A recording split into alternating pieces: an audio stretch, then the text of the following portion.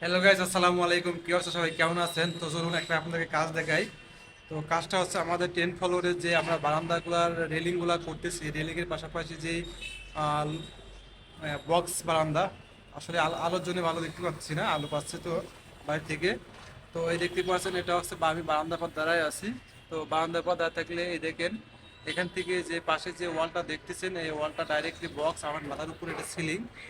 তো সিলিং এর উপর থেকে ডাইরেক্টলি আমরা যখন আউট থেকে দেখব, সম্পূর্ণ চারি কর্নারে হচ্ছে আপনার ওয়াল দেখা যাবে।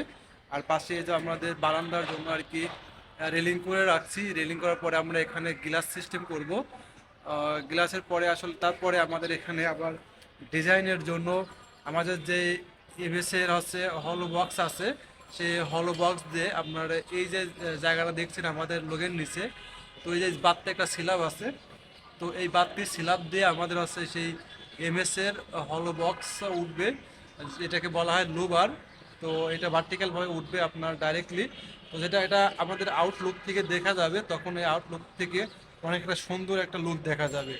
তো যাই হোক, বারান্দা থেকে যে বসে থাকবে বারান্দার পরে, তো অনেক একটা ভালো একটা ফিল অনুভব করতে পারবে, কারণ এটা বক্স চারিদিকে বারান্দার এই পাশ প্লাস এই পাশ প্লাস নিচে প্লাস উপরে চারিদিকে হচ্ছে ওয়াল থাকবে এবং মাথার উপরে সিলিং থাকবে।